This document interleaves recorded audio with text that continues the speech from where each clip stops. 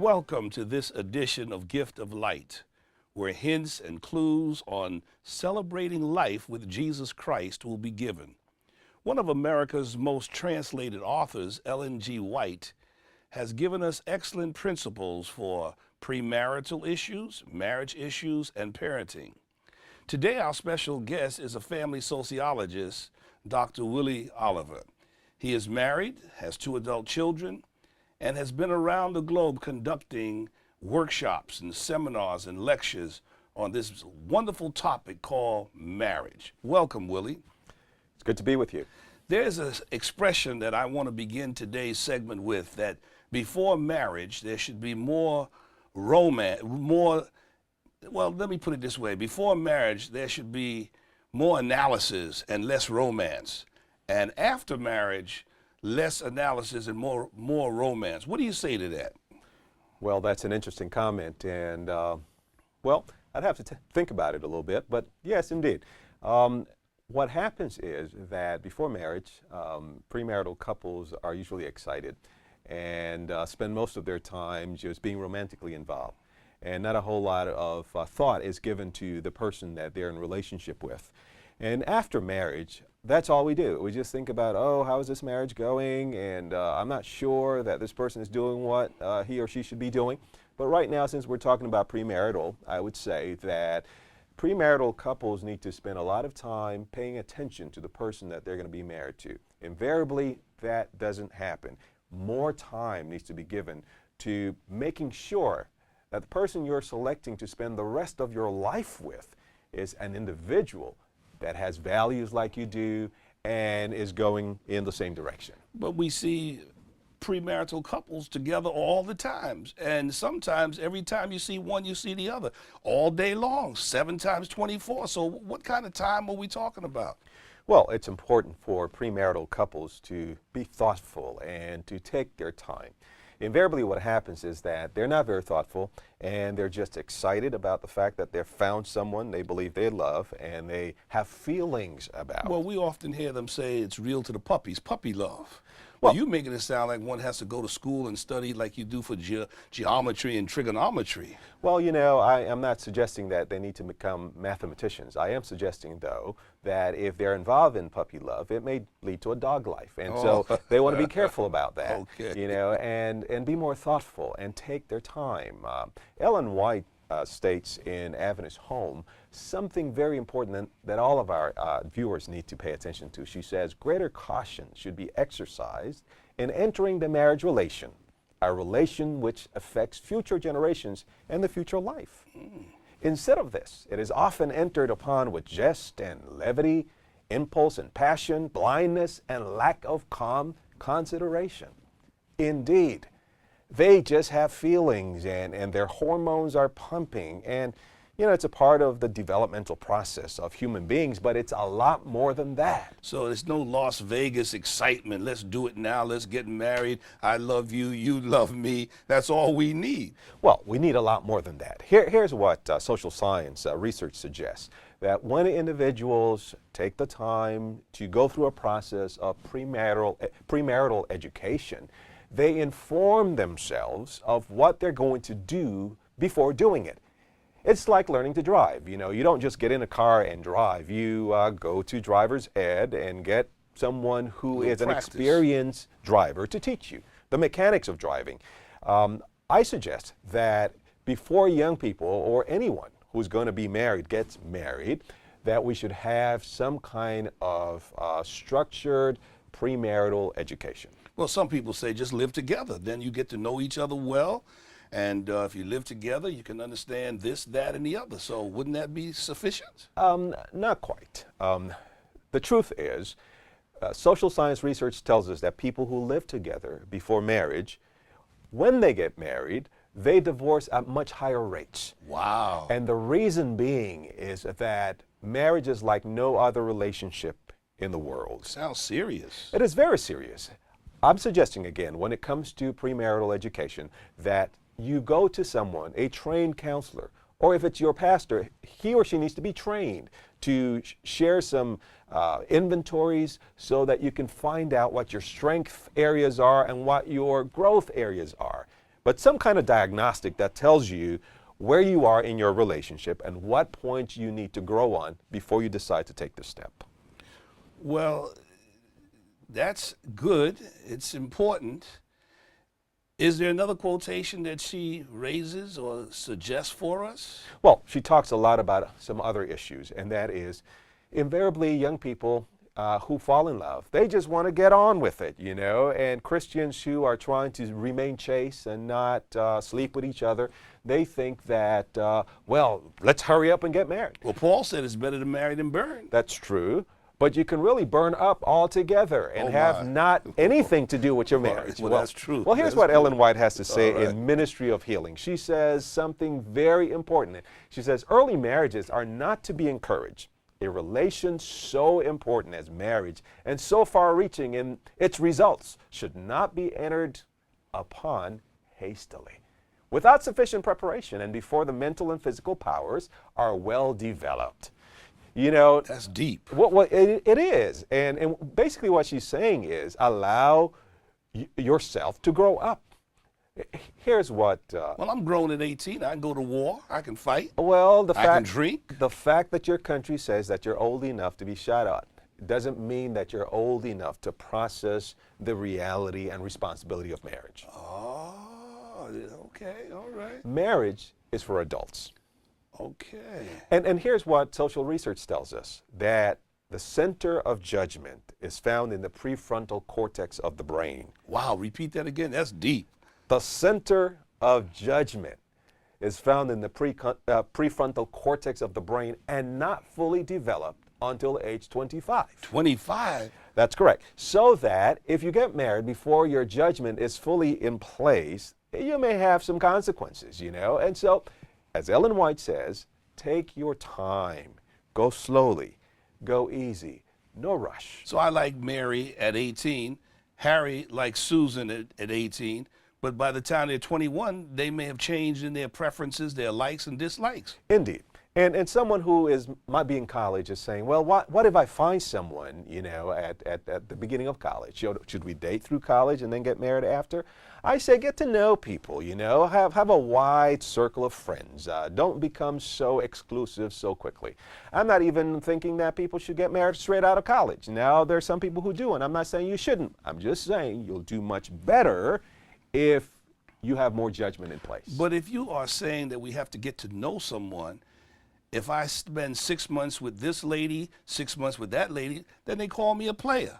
Yes, no, I'm not suggesting that you spend 6 months with one and 6 months with another. I'm saying that you need to be friends with people. Oh, Friends with friends. people. Oh.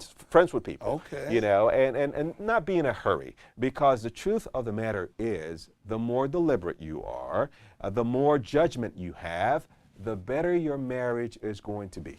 Well, that sounds different from what the Beatles said years ago. Well, you know, the Beatles kind of lied to us back when they showed up on the scene in the 60s. All you need is love, they said, but we need a whole lot more than love. Oh. We certainly need a J-O-B, a job. Oh, I thought you were talking about Job. No, we're talking about a A job. job. We're saying that marriage is an adult experience. It's only for adults. And an 18-year-old, while he or she might be called an adult, isn't quite yet an adult. You're not ready to take on the responsibilities of a family. You're not ready to pay rent or pay for mortgage or transportation or for food. See, if all you need is love, and they're talking about romantic feelings and this euphoria. You know, other scientists say that all the serotonin that gets pumped into the limbic system of the brain makes you feel, well, intoxicated. And actually, it is a physical high. And you want to just go ahead and do it. This is the right person. Well, we're in trouble, because if we're listening to music that's stimulating, if we're reading books and magazines that are stimulating, and we don't have a job, then we're in trouble, because we think that we have the foundation, which is love, but we have no J-O-B. Well, But what if I have a J-O-B? well, it's a lot more than a job. And what kind of job can you have at age 18? Burger King. Yeah, but that's not going to take care of a family. See, that's not going to take care of a family, the responsibilities of raising a family, feeding children, housing yourself and someone else. You need to be responsible. So the principle here is that when it comes to marriage, you shouldn't be in a hurry. You should Take your time. You should be an adult. Hopefully you're out of college, you're going to college, or you should have a trade, something that puts you in place to be responsible for somebody else. Ellen White, that lady was serious. That's insightful. Indeed, she was. Very insightful, and for someone to have written a long time ago, over 100 years ago, about these issues, well, you see, they haven't changed. When it comes to marriage, the issues of marriage are eternal principles. They're like principles of gravity.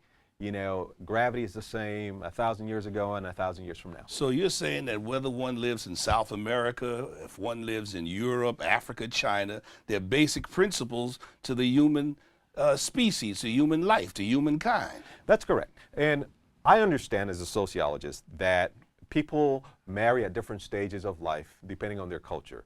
But it really doesn't matter. The more mature you are, the more prepared you are in terms of at a place where you can support a family and be emotionally stable, you will do best in marriage. So what we're talking about here, Ivan, is you need to take the time to be educated, have some kind of premarital preparation, and you also need to be emotionally and just have the judgment so that you can be ready to do that. That's an interesting point of view. You have shared with us principles that go beyond ethnicity, culture. Marriage is important. You need education. You need a job. And it's not just a job, it's the right job.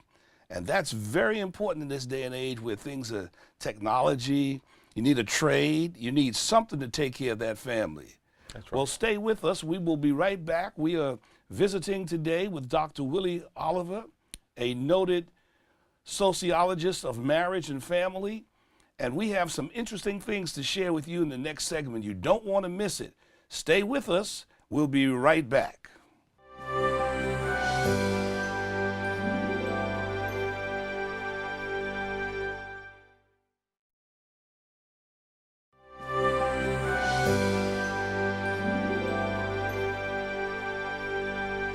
Welcome back to Gift of Light with our special guest, family sociologist, Dr. Willie Oliver. We have been exploring and learning the importance of premarital preparation and counseling. Now in this next segment, we have a lot of work to do. Dr. Oliver, we talk about front stage behavior and backstage. Front stage is what people see. Backstage is who we really are. What insights can you share with us about some of the challenges that we faced in marriage, whether we are young or old, we've been married once, maybe not at all? What are some of the challenges? Well, people are people, and we change, and we try to put our best face forward. Because of this, it's important that we are mindful of some of the realities of marriage. The issue with premarital couples is that invariably they're not thinking about what's going to happen after the marriage. They're in love, they know how they feel, and for them it's a real touchy emotion. They want to be with each other, they want to be holding hands, they want to be close, and it's important that they get the premarital preparation so that they can be mindful of some of the realities of marriage after the honeymoon. Well, what really changes? I mean, you've had a chance to date this person in some instances 3, 4, 5, 6 years. You both have good jobs. You both have had a credit check. You've had a health report card on good health.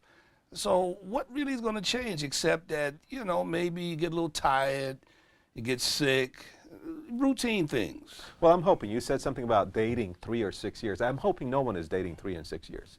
And that's way too long. People start behaving like if they're married when they're dating that long. So there's a limitation there. I don't believe in dating that long. That's why when people go to college, I think that they should be careful not to become so entrenched and involved with a relationship as soon as they get there. For example, my son just went to college. Our youngest child just went off to college this last fall.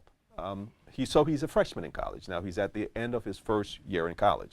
I said to him, we said to him, his mother and I, as he was going off to college, this is a great time of your life. This is an exciting time of your life. Go out there and meet people, you know, be friends with people, get to know people. You know what? You might even meet the person you will marry. But you don't have to date her. That's what I said to him. You don't have to date her. You don't have to become just exclusive with this person. You're going to see a number of people. And as a freshman, you're getting to know people the first week, the first month, the first semester. You know, take your time. There's no need to rush. You know, it's going to be a number of years before you really actually want to get married. So that's the reason. You need to slow down and get to know people and not be involved for too long. There is something that Ellen White says that I like to go to, and she mentions this in Adventist Home, talking about the realities of marriage that often people thinking about marriage don't get into. Let's look at what she says here in this piece that she writes. She says, marriage in the majority of cases is a most galling yoke. This is why I would warn the young, she says, who are of marriageable age to make haste slowly in the choice of a companion. What she's actually saying, Ivan, is that marriage could be hard. I think people who are dating need to speak to their parents. If they have parents who didn't have a very good marriage, speak to someone that they feel they have respect for, someone who has a strong marriage, and talk with them heart to heart. How was your marriage? Because the reality is, every marriage has problems. But when we look around, there's so many marriages that are in trouble, in bad shape. The young people say, well, how can we go to these people? They don't know any more than we know. Well, there's a difference between marriages who are in bad shape and marriages that have bad moments or problems. I like to say that every couple that's married has problems. And the reason they have problems is because they're human beings. If you're married to a human being and you're a human being yourself, and human beings are not perfect, nobody has a perfect marriage, not even the expert. So you indicated offset that marriage is not the coming together of two empty souls seeking to become one, but rather two full souls willing to share and overflow. You want to unpack that a little bit for us? Well, yes. We come, depending on your family of origin, you know, we all come to marriage with a set of realities that we bring. What our parents did, where we grew up, what kind of relationship we had with our parents, what age of marriage we had when we come to it. So because of this, one has to be mindful. Marriage is difficult. That's the reality. Marriage is difficult. And when people get married, they're all heading for alienation and isolation unless they're intentional every day of connecting. People who are not yet married are over idealistic about what marriage is going to be like. And because of this, I'm saying do premarital. So as you go through this with your counselor, they can share with you, well, how are you problem solving? How are you working on a budget together? Have you ever done this? Because that's what you're going to have to do when you get married. Well, you indicated earlier that part of the benefits of premarital counseling is it helps you to see your areas of strengths and weaknesses. Yes. And perhaps if I'm in la-la land, I may not know that I have a weakness because after all, I'm pretty good. I'm not God, but I'm God Junior. Here's what I like about premarital. It helps you to speak with your potential mate about things that you ordinarily would not speak about. You know why? Because when people are in love, all they want to do is have a good time. All they want to do is gaze into each other's eyes. They want to hold, they want to snuggle, they want to be close. That's romantic. Well, it's romantic, but it's not reality. And the rest of life is not going to be that way. Yes, because you're going to have to work. You're going to have to cook. You're going to have to clean house. You're going to have to do laundry. You're going to have to take in your car for service. You know, all these responsibilities of adult life. Wow, man, you're making it sound boring, man. Not boring. Reality. And unless there's a reality check that tells you that there's some mundane things of life that every marriage will have, by definition, will have. Beds need to be made up. Laundry needs to be done. You know? But that's why I'm getting mad. My wife will do all of that. It all depends on the culture. I like to say that if you like to eat, you should know how to cook. And that's for everybody. Oh. Male and female. Really? Well, in some cultures, it's a big thing. Oh, cooking is women's work. I think cooking is people's work. Okay. You know, if you eat, you should know how to cook. If you wear clothes, you should know how to wash and iron. If you like a clean house and you are someone who's going to live in a house, you should know how to clean it. you Okay, use a that- bathroom, you should also well, know I how to agree clean with it. that. I agree with that, yes. So what I'm saying, Ivan, is that we need to be realistic about the challenges of marriage. We need to know that there are going to be difficult times. How do you problem solve? Experts tell us, researchers tell us, that there's some static factors and there's some dynamic factors. The static factors cannot be easily changed. The fact that your parents were divorced, you can't do anything about that. The fact that you don't make very much money, you can't do very much about that. What you can do something about is how you speak to each other. That's learned behavior, because most of us don't do so well in communicating with our parents, with our peers. Well, then that requires a different view of marriage because it's preparation. It's not, well, I'm going to get married and I don't need any training. It's almost like having a baby. You don't go to school and you don't go and learn how to do these things. People feel, well, I'll just get married, the babies come. But you need preparation. Absolutely. You know, we go to school to learn how to be engineers and ministers and doctors and teachers and accountants. And you know what? Marriage takes as much understanding and knowledge so that we can do it well. And because it's the closest relationship that we will have, you're going to be intimate with no one as you are with your spouse. You're going to live in the same place. You're going to share a lot of the same space. You're going to be in the same kitchen, in the same bedroom. You better learn what to expect. And it's not always fun and games. And that's scary to It think is. that you'll live with a person 30 years or 40 years. And the two of you share thoughts and intimate conversations. I'm beginning to see, I agree with you, Willie. There needs to be some type of preparation. But you know what? Television doesn't give us that view. No, you know, in 30 The soaps, yes. they don't give us that view. In 30 minutes, we all know that we're going to have a good time. And in fact, they don't even talk very much about marriage. All they talk about is just having fun. And that is a worldly perspective as opposed to a spiritual perspective. God is the one who invented marriage, you know, Ivan. And because God invented marriage, he knew what it would take. Commitment. It is a covenant. It is serious business. And for it to be done well, it needs to be entered into by serious people, at least people who are taking life seriously. That's why the need for judgment. That's why the need to be prepared financially. That's why the need to be prepared emotionally. Well, if we have a single parent raising a young male who has no role model, how do we help that young male to see it's important for him to learn how to take care of the house, help out with the groceries, help out with the laundry? I'm housebroken myself, but not on a leash. I do laundry, I do groceries, and I enjoy doing it. But I had to learn that that's part of a relationship.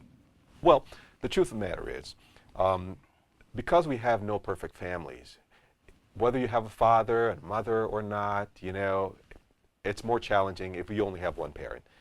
And if you don't have another parent, someone, hopefully you'll belong to a community, to a church, to a place where there are men. You have male relatives who can step in and be role models. That's why in the Christian church, we need to be mindful of each other. We're a family. Well, let me rush to this last question because we're coming down to the end of this segment. Some of us like to sit up late at night, almost into the morning hours, quoting sonnets and waiting for the sun to rise. What do you have to say about that? Well, Ellen White has something very important to say, and here's what she has to say about that. She says, the habit of sitting up late at night is customary, but it is not pleasing to God, even if you're both Christians. These untimely hours injure health, unfit the mind for the next day's duty, and have an appearance of evil. In Testimonies to the Church. What it says, Ivan, is that if you're going to be married, you need to be responsible. And responsible on several fronts. Certainly, I want to be responsible for the person I'm interested in. I want to be sure that people around us have a good feel for my mate-to-be so that people can respect us. Thank you so much, Willie, for sharing with us in this edition of Gift of Light, hints and clues and insights on premarital preparation. It's been my pleasure to be with you, Ivan. We look forward to another conversation with you in the near future. Thank you for tuning in to this edition of Gift of Light. Until the next time, stay in the light, walk in the light.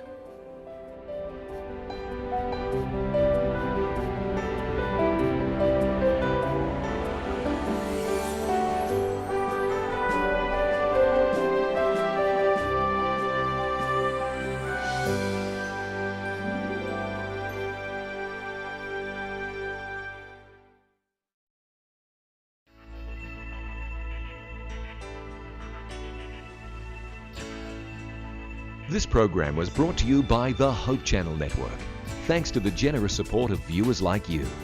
In the United States and Canada, call 1-888-4-HOPE-TV. That's 888-446-7388.